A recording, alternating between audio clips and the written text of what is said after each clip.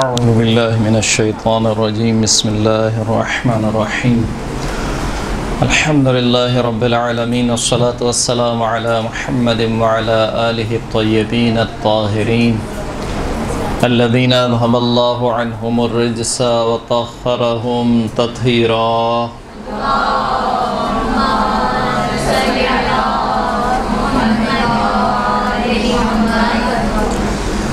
واللعنة الدائمة على أعدائهم أجمعين أما بعد فقد قال الله سبحانه وتعالى في كتابه المجيد بسم الله الرحمن الرحيم يرفع الله الذين آمنوا منكم والذين أوتوا العلم درجات والله بما تعملون خبير صلاة على محمد وآل محمد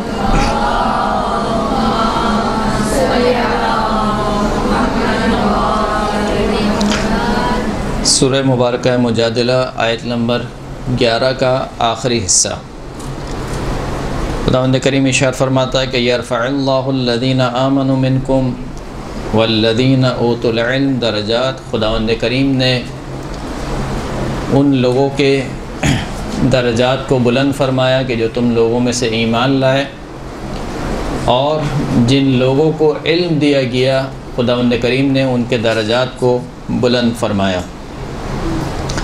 علم کو خداوند کریم نے فضیلت بخشی، اور علم کی بنیاد پر ہی حضرت آدم علیہ السلام کو خلافت دی گئی، اور علم کو خداوند کریم نے حجت قرار دیا۔ اسی علم کی بنیاد پر پیروی کی جاتی ہے، اطاعت کی جاتی ہے، جیسے کہ حضرت ابراہیم نے اپنے چچا آذر سے کہا کہ یا ابتی لما تعبد ما لا يسمع ولا يبصر ولا يغني عنك شيئا۔ اے چچا جان، آپ کیوں ایسے کی عبادت کرتے ہیں کہ جو نہ سنتے ہیں نہ دیکھتے ہیں، اور آپ کو کسی چیز سے بے نیاز نہیں کر سکتے، یعنی آپ کو نہ کوئی فائدہ دیتے ہیں نہ کوئی نقصان دیتے ہیں۔ وَإِنِّي قَدْ جَاءَنِي مِنَ الْعِلْمِ مَا لَمْ يَأْتِكَ، اور میرے پاس وہ علم آیا ہے کہ جو آپ کے پاس نہیں آیا۔ فَاتَّبِعْنِي، بس آپ میرا اتباع کریں، کیونکہ میرے پاس علم ہے، آپ کے پاس علم نہیں ہے۔ فَاتَّبِعْنِي، بس آپ میرا اتباع کریں۔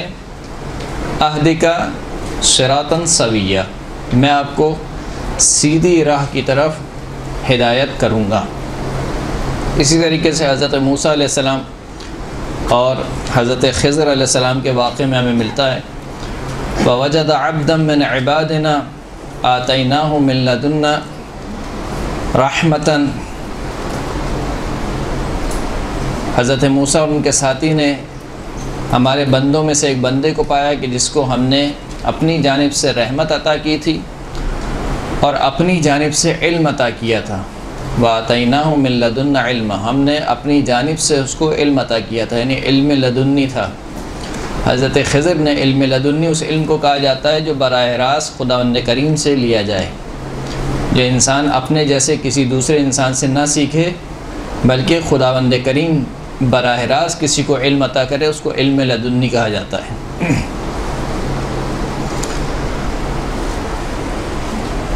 تو کہا کہ ہم نے حضرت خضر علیہ السلام کو علم لدنی عطا کیا، تو جب حضرت موسیٰ علیہ السلام نے دیکھا کہ یہ جو شخص ہے اس کے پاس علم لدنی ہے، تو پھر حضرت موسیٰ نے درخواست کی کہ حل اتبعک، کیا میں آپ کی اتباع کر سکتا ہوں؟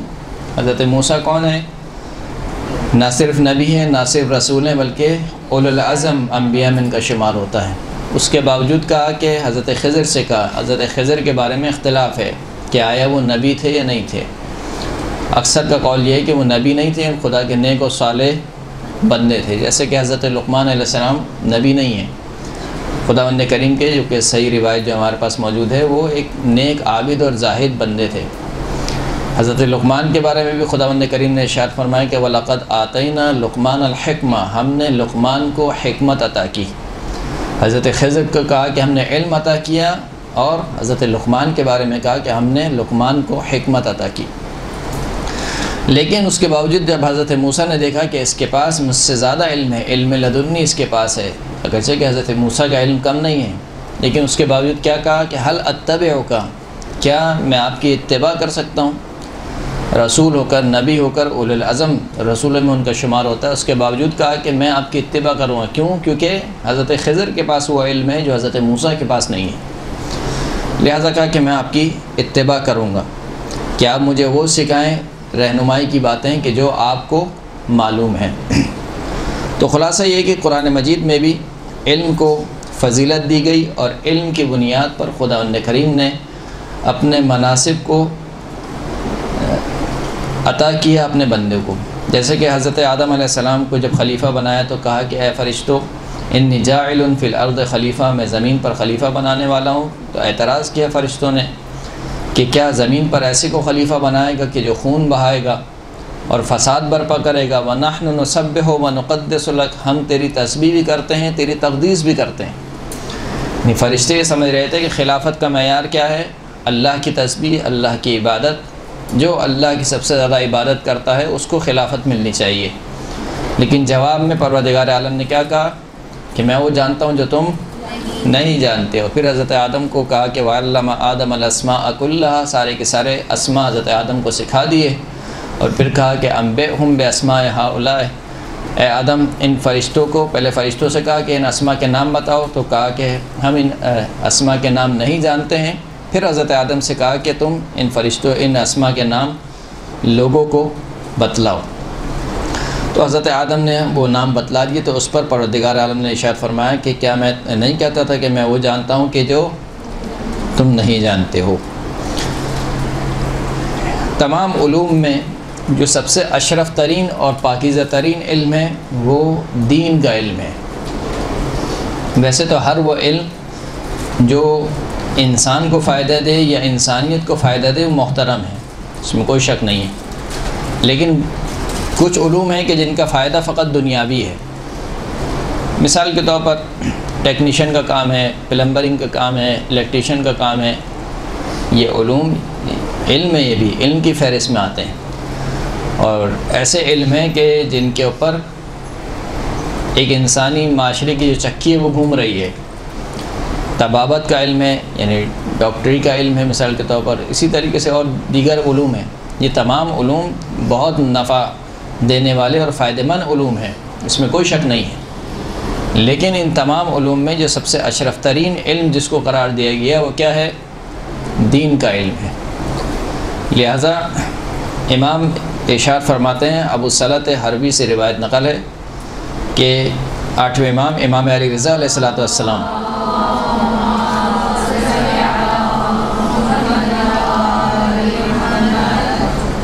کہا کہ میں نے امام کو کہتے ہوئے سنا، وہ فرما رہے تھے کہ رحم اللہ عبدا احیا امرنا، خدا اس بندے پر رحم کرے جو ہمارے امر کو زندہ کرے۔ فقلت له وکیف یحیی امرکم، میں نے امام سے عرض کی کہ یا امام کیسے آپ کا امر زندہ کیا جا سکتا ہے؟ امام نے ارشاد فرمایا کہ یتعلم علومنا ویعلمها الناس، کہ ہمارے علوم کو سیکھے اور پھر لوگوں کو ہمارا علم سکھلائے۔ یعنی ہمارے علوم سے کیا مراد ہے؟ یعنی دین کا علم، دین کے علم کو سیکھے، حلال و حرام، حلال محمدی، حرام محمدی، اس کو سیکھے، شریعت کا علم، عقائد کا علم، اخلاقیات، یہ تینوں چیزیں شامل ہیں، علم کلام، علم فقہ اور علم اخلاق، یہ تین چیزیں۔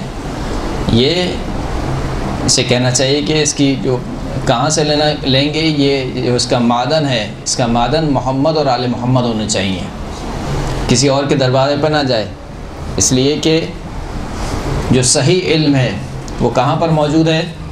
اہل بیت اطہار کے پاس موجود ہے۔ اسی لیے امام نے اپنے ایک صحابی سے کہا کہ فلاں شخص جو ہے، مثال کے طور پر ان کے سامنے ذکر کیا گیا، حسن بصری کا تذکرہ ملتا ہے کہ حسن بصری کہا گیا کہ بہت بڑا فقیہ تھا، یہ تھا فلاں، تو امام نے کہا کہ وہ چاہے مشرق چلے جائے چاہے مغرب چلے جائے، اگر صحیح علم چاہتا ہے تو وہ اسی گھر سے ملے گا۔ یعنی اپنے گھر کی طرف اشارہ کیا کہ جو صحیح علم ہے وہ کہاں سے ملے گا؟ اہل بیت اطہار سے ملے گا۔ تو کہا کہ یتعلم علومنا، ہمارے علوم کو سیکھے، یعنی وہ باتیں عقائد کے بارے میں، فروعات کے بارے میں اور اخلاقیات کے بارے میں جو اہل بیت اطہار سے ہم تک پہنچی ہیں ان کو سیکھے۔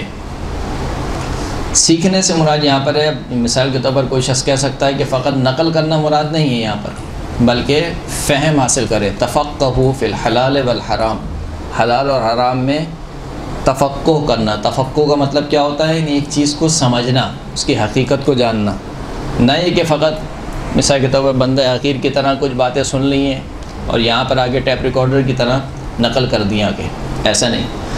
یتعلم علومنا یتعلم علومنا ویعلمها الناس، ہمارے علوم کو سیکھے اور ان کو لوگوں کو سکھائے۔ فإن الناس لو علموا محاسن کلامنا لاتبعونا، اگر لوگ ہمارے کلام کی اچھائیوں کو جان لیں گے، لاتبعونا، تو وہ خود بخود ہماری اتباع کریں گے۔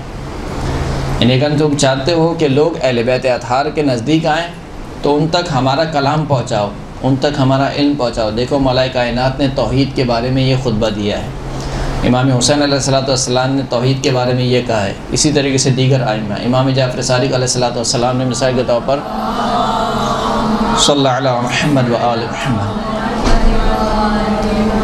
اسی طریقے سے اخلاقیات میں، اسی طریقے سے جو ہے وہ فروعات میں اہل بیت اطہار کے علوم کو دیگر افراد تک پہنچاؤ۔ جب لوگ ہمارے علوم کی اچھائی کو جان لیں گے تو خود بخود ہماری اتباع کریں گے۔ راوی کہتا ہے قلت یا ابن رسول اللہ فقد روی لنا عن ابی عبداللہ علیہ السلام انہ قال من تعلم علما لیماری بہ السفہاء او یباہی بہ العلماء او لیقبل بوجوہ الناس الیہ فہو فی النار۔ راوی کہتا ہے کہ میں نے امام سے کہا کہ ہم سے ایک روایت بیان کی گئی ہے چھٹے امام سے، وہ روایت یہ ہے کہ جو شخص بھی علم حاصل کرے تاکہ بیوقوف لوگوں کے ساتھ بحث و مباحثہ کرے، یعنی علم کا ہدف کیا ہے؟ بیوقوف لوگوں کے ساتھ کیا کرے؟ بحث و مباحثہ، یعنی اپنی بڑائی جھاڑنا کہ مجھے جو ہے وہ بہت کچھ آتا ہے، میں جانتا ہوں تم نہیں جانتے ہو، یا اس لیے علم حاصل کرے، یا اس علم کے ذریعے سے علماء کے درمیان یا علماء پر فخر و مباحات کرے علماء کے سامنے۔ جب انسان جاتا ہے مدرسے میں کچھ عرصہ گزار لیتا ہے اور کچھ کتابیں اس کو پڑھنی آ جاتی ہیں تو وہ سمجھتا ہے کہ وہ بہت بڑا علامہ ہو گیا ہے، پھر وہ علماء کے سامنے حدیثیں پیش کرتا ہے، یعنی گویا وہ یہ سمجھتا ہے کہ جو کچھ اس نے پڑھا ہے اس سے پہلے والوں نے نہیں پڑھا۔ تو کہا کہ جو شخص علم حاصل کرے تاکہ بے وقوف لوگوں کے ساتھ بحث و مباحثہ کرے، یا علماء پر فخر و مباحات کرے، یا کیا کرے، یا اس کے ذریعے سے لوگوں کے سامنے بڑائی چاہے، یعنی یہ چاہے کہ میں مثال کے طور پر لیڈر بنوں اور ساری لوگ جو ہے وہ میرے مقتدی بن جائیں، میں کہوں ہاں تو ہاں، میں کہوں نہیں تو نہیں، میں کہوں کھڑے ہو جاؤ تو کھڑے ہو جائیں، میں کہوں بیٹھ جاؤ تو سب بیٹھ جائیں۔ تین ہدف کے لیے اگر کوئی شخص علم حاصل کرے، ان تین میں سے کسی ایک ہدف کے لیے، تو کیا ہوگا؟ فہو فی النار، ایسا شخص آتش جہنم میں جلے گا۔ یعنی علم حاصل کرنے سے پہلے انسان کا ہدف معین ہونا چاہیے، کس لیے علم حاصل کر رہا ہے، کس کے لیے علم حاصل کر رہا ہے۔ اکثر اوقات ایسا ہوتا ہے کہ جب انسان علم حاصل کرنا شروع کرتا ہے تو اس کا ہدف بہت پاک و پاکیزہ ہوتا ہے، یعنی جب انسان مدرسے میں پہلا دن ہوتا ہے، پہلے دن قدم رکھتا ہے تو اس کا دل پاک و پاکیزہ ہوتا ہے، اس کا ہدف بہت پاک و پاکیزہ ہوتا ہے، بہت ہی خالص نیت سے وہ آتا ہے۔ لیکن جیسے جیسے آگے بڑھتا رہتا ہے، ترقی کرتا رہتا ہے، یہ شیطان فارغ تو نہیں بیٹھا ہوا، اس کو کوئی کام اس نے سنبھالا ہوا ہے، پہلے دن سے کہا ہوا ہے، کیا بولا ہوا ہے؟ عدو مبین۔ عدو مبین کا مطلب کیا ہے؟ کھلا ہوا، یعنی ایسی دشمنی اس نے اختیار کی ہے، کہا چھپا ہوا نہیں ہوں، پہلے دن سے اعلان کر دیا تمہارا دشمن ہوں، پہلے دن سے۔ تو لہٰذا جب یہ شخص آگے بڑھتا ہے، مدرسے میں کچھ عرصہ گزارتا ہے، تو پھر یہ شیطان اپنا کام دکھانا شروع کرتا ہے، اور ساتھ میں جو اس کا نفس امارہ ہے وہ مزید اس کو ابھارتا ہے کہ تم نے تو مثال کے طور پر اتنا علم حاصل کر لیا، تو پھر اس کے اہداف اور مقاصد تبدیل ہوتے رہتے ہیں۔ پہلے دن کچھ اور ہوتا ہے انسان، اس کی نیت کچھ اور ہوتی ہے، اور پھر جب 2 سال 3 سال 4 سال گزر جاتے ہیں مدرسے میں تو پھر اس کی نیت کیا ہو جاتی ہے؟ تبدیل ہو جاتی ہے۔ تو کہا کہ یہ ایک روایت ہے جو ہم سے نقل کی گئی ہے چھٹے امام سے، انہوں نے کہا کہ اگر کوئی شخص ان 3 میں سے کسی ایک ہدف کے تحت علم حاصل کرے تو وہ آتش جہنم میں ہے۔ امام نے فرمایا کہ صدق جدی افتدری من السفہاء، میرے جد نے بالکل سچ کہا۔ 8ویں امام نے فرمایا کہ میرے جد یعنی چھٹے امام نے بالکل سچ کہا، کیا تم جانتے ہو کہ سفہاء کون ہیں؟ فقلت یا ابن رسول اللہ لا ابن رسول اللہ، میں نے کہا کہ نہیں اللہ کے رسول اللہ کے بیٹے میں نہیں جانتا ہوں کہ سفہاء سے مراد یہاں پر کون ہیں۔ کہا کہ ہم قصاص و مخالفین، یہ وہ افراد ہیں جو ہمارے مخالفین کے قصے بیان کرتے ہیں، یعنی مجلس امام حسین کی اور قصے ہمارے مخالفین کے۔ مجلس مثال کے طور پر بی بی سیدہ سلام اللہ علیہ کی اور اللہم صلی علی محمد وآل محمد، قصے جو ہے وہ ان کے مخالفین کے بیان کیے جائیں۔ کہا یہ صفحاء وہ لوگ ہیں کہ جو ہمارے مخالفین کے قصے بیان کریں۔ وتدری من العلماء، تم جانتے ہو کہ علماء کون ہیں؟ یعنی دوسرا ہدف کیا تھا کہ علماء کے سامنے فخر و مباحات کرے۔ فقلت لا ابن رسول اللہ، راوی نے کہا کہ ابن رسول اللہ مجھے نہیں معلوم۔ قال ہم علماء آل محمد علیہ السلام، یہ علماء آل محمد یعنی ائمہ اطہار کی بات ہو رہی ہے، یعنی کچھ لوگ علم حاصل کرتے ہیں تاکہ ائمہ اطہار پر فخر و مباحات کریں۔ ایسے افراد تاریخ میں گزرے ہیں کہ علم حاصل کرتے ہیں تاکہ فخر و مباحات کریں۔ ایک بہت بڑے فقیہ جن کا تعلق ہمارے مکتب فکر سے نہیں ہے، ان کا جملہ کوٹ کیا جاتا ہے اور شیخ انصاری نے بھی نقل کیا ہے اپنی کتاب میں۔ وہ یہ کہتے ہیں کہ مجھے معلوم نہیں ہے کہ چھٹے امام یعنی جعفر صادق آیا سجدے میں اللہم صلی علی محمد وآل محمد، حالت سجدہ میں آنکھوں کو بند کیے رکھتے ہیں یا کھول کے رکھتے ہیں؟ تو پس میں کیا کرتا ہوں، ایک آنکھ بند رکھتا ہوں، ایک آنکھ کھول کے رکھتا ہوں، تاکہ کسی بھی طریقے سے کیا ہو، مخالفت ہو۔ اگر وہ بند کرتے ہیں تو میری ایک آنکھ بند ہے، دونوں بند نہیں ہیں، اگر دونوں کھولتے ہیں تو میری ایک آنکھ کھلی ہوئی ہے، دونوں کھلی ہوئی نہیں ہیں۔ تو ایسے افراد گزرے ہیں، جیسے کہ قاضی القضات کا واقعہ ہمیں ملتا ہے، یحییٰ بن اقسم امام محمد تقی علیہ السلام کے صلی اللہ علیہ محمد وآل محمد، قاضی القضات یعنی چیف جسٹس تھا اس وقت کا، اور اس نے کہا کہ میں مناظرہ کرنا چاہتا ہوں امام سے، کہ وہ پورا مناظرہ ہے جو آپ سنتے رہتے ہیں۔ کہا علماء سے مراد علماء آل محمد، الذین فرض اللہ طاعتہم واوجب مودتہم، جن کی طاعت کو اللہ نے واجب قرار دیا، جن کی مودت کو واجب قرار دیا۔ پھر اس کے بعد امام نے فرمایا کہ کیا تم جانتے ہو کہ یہ جو میرے جد نے فرمایا تھا کہ تاکہ اس کے ذریعے سے لوگوں کے چہروں کو اپنی طرف پھیر لے، اس سے کیا مراد ہے؟ قلت لا، قال یعنی واللہ بذالک ادعاء الامامہ، اس سے مراد یہ ہے کہ یہ ایسا شخص ہے کہ جو امامت کا ادعا کرے۔ یعنی امامت سے مراد کیا؟ یعنی یہ کہے کہ میں من جانب اللہ امام ہوں، مثال کے طور پر بغیر حق کہا، جبکہ وہ اس کا حق نہیں رکھتا ہے۔ ومن فعل ذلک فهو فی النار، جو بھی یہ کام کرے، ان تینوں میں سے کوئی بھی کام کرے، وہ کہاں پر ہوگا؟ آتش جہنم میں ہوگا۔ سرکار ختم مرتبہ حضرت محمد مصطفیٰ صلی اللہ علیہ وآلہ وسلم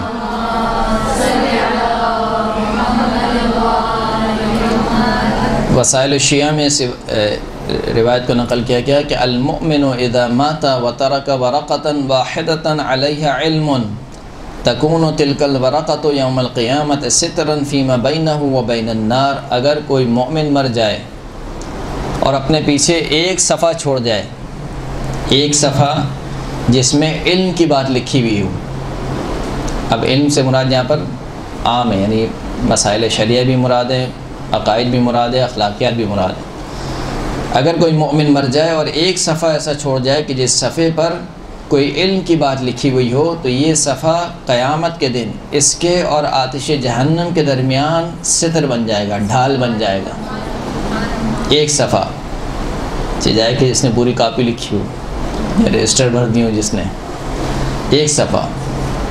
وَعَطَاهُ اللَّهُ تَبَارَكَ وَتَعَالَى بِكُلِّ حَرْفٍ مَكْتُوبٍ عَلَيْهَا مَدِينَةٌ أَوْسَعُ مِنَ الدُّنْيَا 7 مرات، اور اس ایک صفحے میں اس نے جتنی باتیں لکھی ہیں، ہر حرف کے بدلے خداوند کریم اس کو ایک شہر عطا کرے گا۔ وہ شہر کتنا بڑا ہوگا؟ کہا کہ تمام دنیا کا 7 برابر، یعنی دنیا کو ملٹیپلائی کرے 7 سے، تو جتنا بنے گا وہ ایک شہر ہوگا جو خداوند کریم اس کو عطا کرے ہر حرف کے بدلے، یعنی ایک حرف کے بدلے۔ حرف سے مراد کیا ہے؟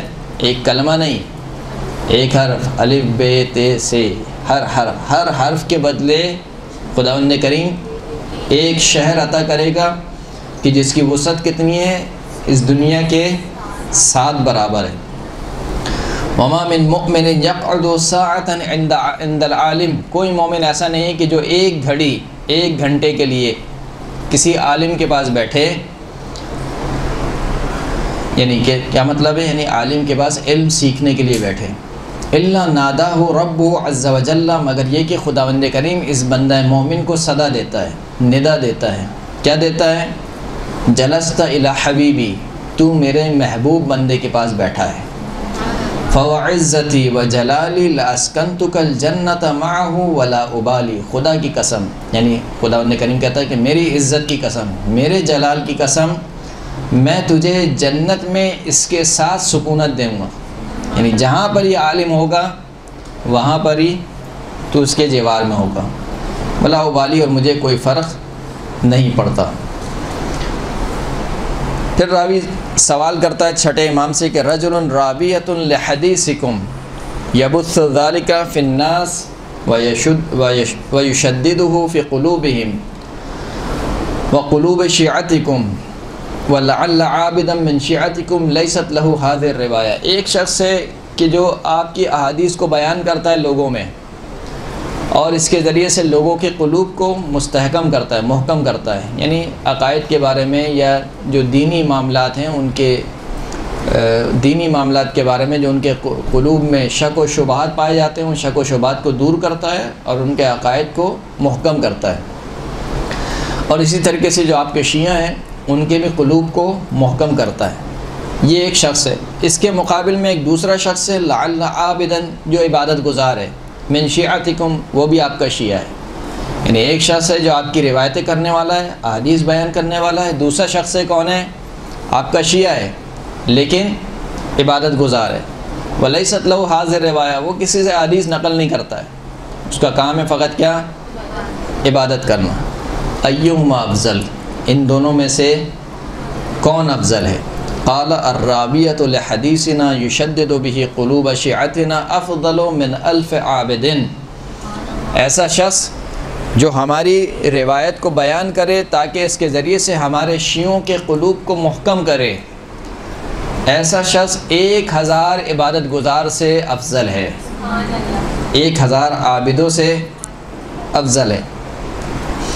ایک اور روایت میں نقل ہوا کہ تذاکروا وتلاقوا وتلاقوا وتحدثوا فإن الحديث جلاء للقلوب ان القلوب لترین كما يرين السيف وجلاؤها الحديث۔ سرکار ارشاد فرماتے ہیں کہ تذاکروا، مذاکرہ کرو، علمی مباحثہ کرو، ایک دوسرے کے ساتھ علمی مباحثہ کرو، وتلاقوا، ایک دوسرے کے ساتھ ملاقات کرو، وتحدثوا، اور حدیث بیان کرو، یعنی ہماری گفتگو کرو۔ خلاصہ یہ کہ علمی گفتگو کرو، بجائے کہ یہ ڈسکس کرنے کے لیے کہ اگلا جو ایونٹ آ رہا ہے اس پہ کیسے کپڑے ہوں گے، یا فلاں جو آئی تھی اس نے شادی میں تم نے دیکھا تھا وہ کیسے کپڑے پہن کے آئی تھی، یا فلاں کا شوہر اس کو گھر جانے نہیں دے رہا ہے، یا فلاں کی ساس اس کو بہت ظلم کرتی ہے، بیچاری بہت مظلوم ہے۔ یہ ڈسکشن کرنے کے کیا ڈسکشن ہونا چاہیے؟ علمی گفتگو کرو، فقہی احکام کے بارے میں، علوم دینی کے بارے میں گفتگو کرو۔ تو حدثوا فإن الحدیث جلاء للقلوب، کیونکہ جب تم یہ گفتگو کرتے ہو تو وہ والی جو گفتگو ہے اس کا اثر الٹا ہوتا ہے، وہ تمہارے دلوں کو مردہ کر دیتا ہے، قساوت قلبی کا سبب بنتا ہے۔ لیکن یہ والی جو حدیث ہے، یہ والی جو گفتگو ہے، یہ دلوں کو جلا بخشتی ہے۔ اور پھر فرماتے ہیں کہ ان القلوب لترین کما ترین السیف، دلوں کو بالکل ایسے ہی زنگ لگ جاتا ہے جیسے تلوار کو زنگ لگ جاتا ہے۔ تلوار اگر پڑی رہے تو کیا ہوتا ہے؟ لوہا اگر پڑا رہے تو اس کو زنگ لگ جاتا ہے۔ کا دل بھی اسی طریقے سے ہے، اگر کوئی آپ علمی گفتگو نہیں کریں گے، علمی مذاکرہ نہیں کریں گے اس دل کو زنگ لگ جائے گا۔ وَجِلَاؤُهَا الْحَدِيث، دل کی جلا کیا ہے؟ حدیث ہے، یعنی اگر اس دل کو زندہ رکھنا چاہتے ہیں حدیث بیان کریں۔ حدیث سے مراد یہاں پر علمی گفتگو ہے، بالخصوص دینی گفتگو۔ ایک صلوات پڑھیں محمد و آل محمد۔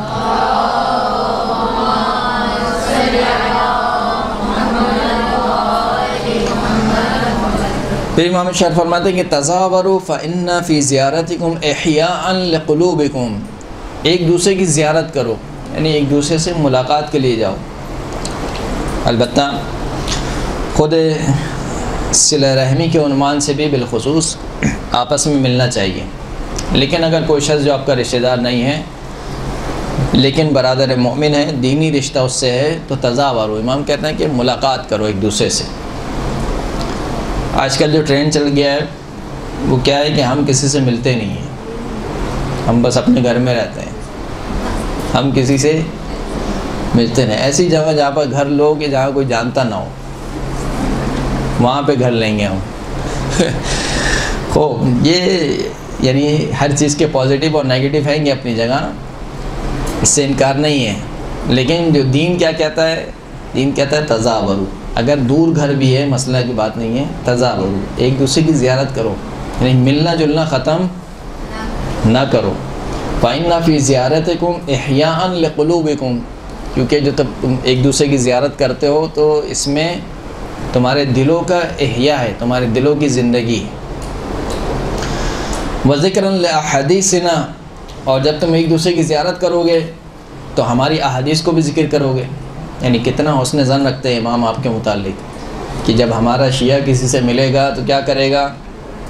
ہماری حدیث بیان کرے گا۔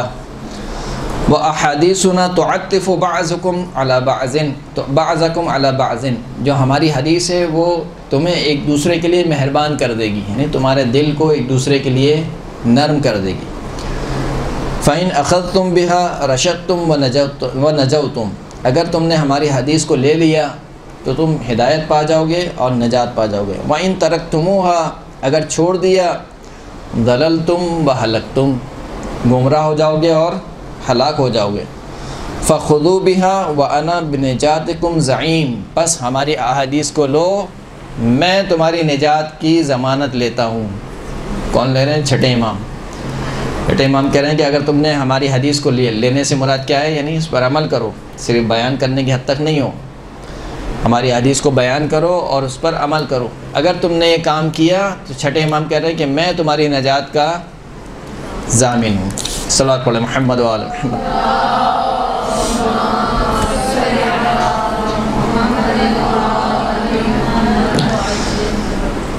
اسی طریقے سے اور کئی حدیث ہیں جو اس باب میں نقل ہوئی ہیں۔ اعرفوا منازل شیعتنا بقدر ما یحسنون من روایتہم عنا، ہمارے شیعوں کی منزلتوں کو پہچانو، منازل کو پہچانو۔ ظاہر سی بات ہے کہ ایمان کے اعتبار سے ہر شخص ایک درجے پر نہیں ہے، ایمان کے درجات ہیں گے۔ جس طریقے سے خود جو آیت سرنامہ کلام میں پڑھی اس میں بھی خداوند کریم نے کیا ارشاد فرمایا کہ خداوند کریم نے جو تم میں سے ایمان لائے ان کے درجات کو بلند کیا، اور جن کو علم دیا گیا ان کے درجات کو بلند کیا۔ اس کا مطلب ہے کہ درجات ہیں، ایمان کے درجات موجود ہیں، تو ہر شخص ایک درجے پر نہیں ہے۔ ظاہری اعتبار سے ہر شخص کہہ رہا ہے کہ لا الہ الا اللہ محمد رسول اللہ صلی اللہ علیہ وآلہ وسلم،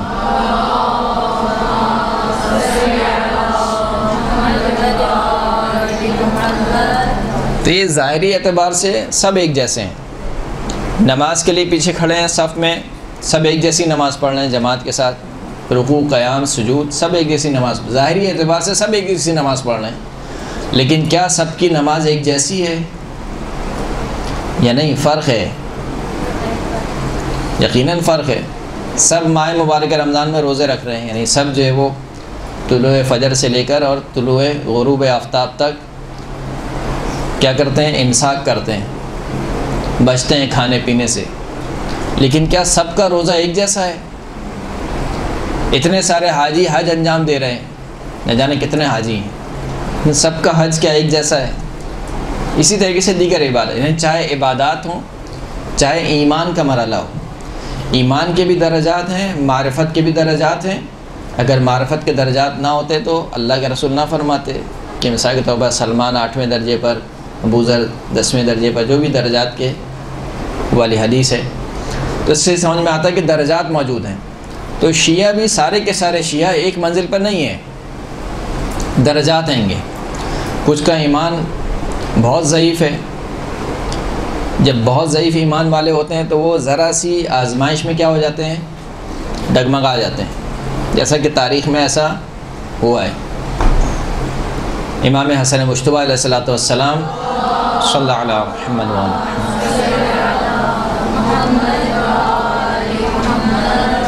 یمن کے مقام پر امام کے خیمے میں موجود ہیں، اور اتنے میں امیر شام کے کچھ لوگ آتے ہیں، وہ امام کے خیمے میں جاتے ہیں اور خیمے سے باہر نکلتے ہیں، اور عمرو بن عاص غالباً جو شخص ہے وہ کہتا ہے کہ خدا کی حمد و ثنا ہو کہ جس نے دو افراد کے درمیان یا دو گروہ کے درمیان صلح کروا دی۔ اتنا سنتے ہیں خود جو امام کے لشکر میں موجود ہیں وہ افراد بھڑک جاتے ہیں کہ یہ کیسے ممکن ہے، ہم جنگ کرنے آئے، صلح کیسے ہو گئی؟ اور اتنا بھی انتظار نہیں کرتے کہ جا کر امام سے پوچھیں کہ آپ نے صلح کی ہے یا نہیں کی ہے، امام پر حملہ کر دیتے ہیں۔ امام کے زانو پر نیزہ مارا گیا، یہاں تک کہ امام وہاں سے زخمی حالت میں صنعاء سے لے کر آئے گئے، صنعاء کے مقام پر لائے گئے۔ خود امام کے لشکر کا سپہ سالار ہے عبداللہ، جس کی بیوی کو امیر شام نے قتل کروایا، اس حالت میں کہ اس کے شکم میں بچہ موجود تھا، یعنی خود اس عورت کو بھی قتل کیا اور اس کے بچے کو بھی قتل کیا۔ اس کے باوجود یہ شخص صرف 200 درہم کے لالچ میں یا 200 دینار کی لالچ میں اس نے پورا کا پورا لشکر امیر شام کے حوالے کر دیا، خود بھی امیر شام کے لشکر میں چلا گیا، اور جو کیونکہ سپہ سالار تھا تو اس کے انڈر میں جتنی فوج تھی اس کو بھی لے گیا امیر شام کے لشکر میں۔ تو یہ کام کیوں ہوتا ہے؟ یہ کام اس وقت ہوتا ہے کہ جب انسان کا ایمان کمزور ہو، ضعیف الایمان ہو انسان۔ تو شیعوں میں ظاہر سی بات ہے صاحب ایک درجے کے ایمان نہیں رکھتے تھے، لہذا جو یہ اعتراض کیا جاتا ہے کہ مثال کے طور پر جو سید الشہداء امام حسین علیہ الصلوۃ والسلام کو صلی اللہ علیہ محمد وآل محمد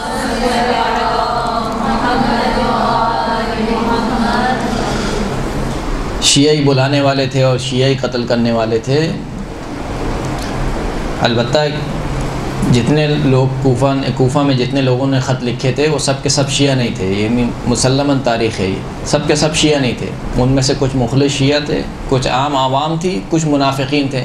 منافقین میں سے مثلا سر فہرست جو نام ہے شبز بن ربیع کا نام ہے۔ شبز بن ربیع وہ شخص کہ جسے کہنا چاہیے دشمنی بالکل آیا ہے اہل بیت اطہار سے، روز روشن کی طرح آیا ہے۔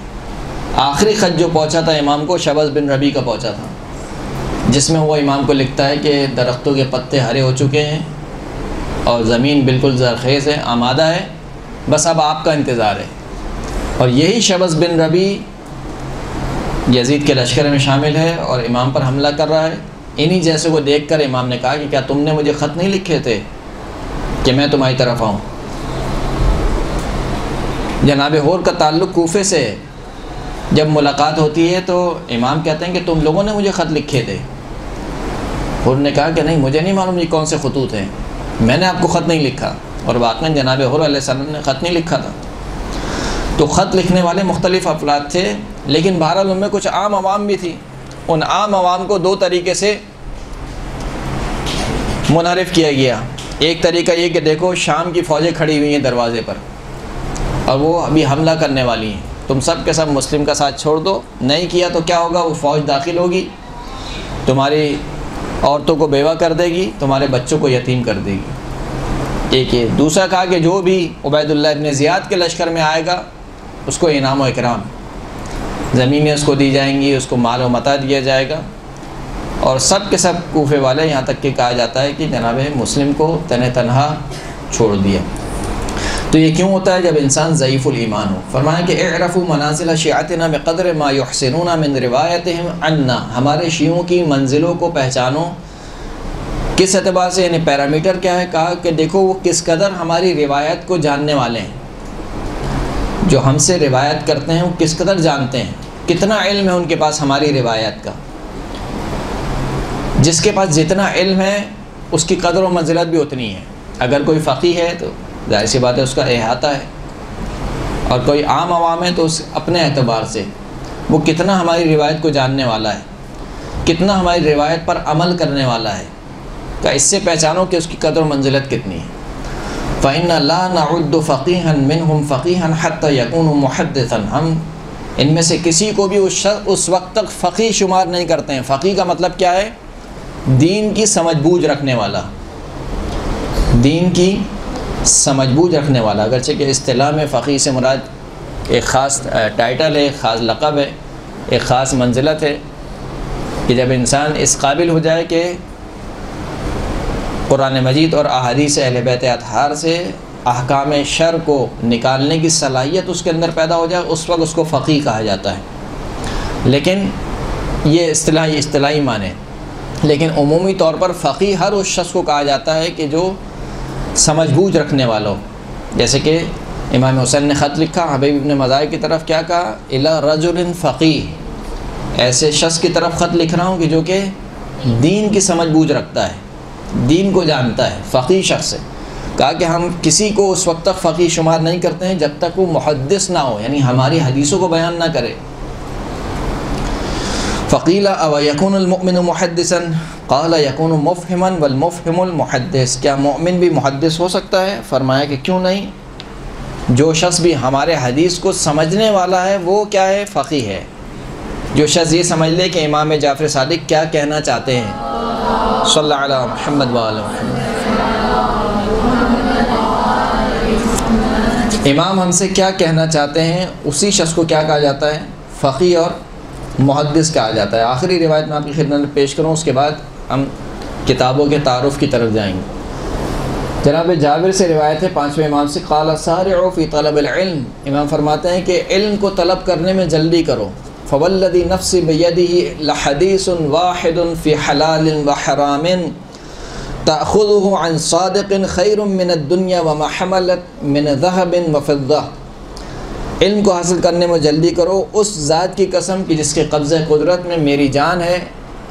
حلال اور حرام کے بارے میں ایک حدیث لینا، ایک حدیث، ساری حدیث نہیں، حلال اور حرام کے بارے میں ایک حدیث کسی سچے شخص سے سننا جو کچھ بھی دنیا میں ہے اور جو کچھ دنیا میں سونا اور چاندی ہے ان سب سے بہتر ہے.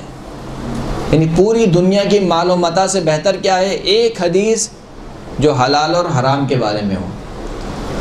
وذالک ان اللہ یقول ما آتاکم الرسول فخذوه وما نہاکم عنہ فانتہوا وان کان علی لیأمر بقراءۃ المصحف. فرمایا کہ یہ کس وجہ سے؟ یہ اس وجہ سے کہ خداوند کریم قرآن مجید میں تمام مسلمانوں کو حکم دیا خداوند کریم نے کہ ما آتاکم الرسول فخذوه، جو ہمارا رسول تمہیں دے اس کو لے لو، جس سے منع کرے اس سے رک جاؤ. تو یہ منزلت ہے ان افراد کی جو اہل بیت اطہار کے علوم کو حاصل کرتے ہیں اور دوسروں تک پہنچاتے ہیں. اس سے ہمیں اس بات کا اندازہ ہو جانا چاہیے کہ وہ علماء کرام کہ جنہوں نے ماضی میں زحمتیں برداشت کی ہیں. کس لیے زحمت برداشت کی ہے؟ تاکہ قال الصادق اور قال الباقر مل سکے. ثقۃ الاسلام محمد ابن یعقوب قلینی 20 سال سفر میں گزارے، 20 سال سفر میں گزارے، اور سفر کسی سیر و تفریح کے لیے نہیں کیا ہے. اور سفر بھی کون سے والے سفر ہیں؟ آج کے سفر نہیں ہیں، اس دور کے سفر ہیں جب گھوڑوں، خچروں اور گدھوں پر سفر ہوا کرتا تھا. 20 سال سفر کیا فقط کس لیے؟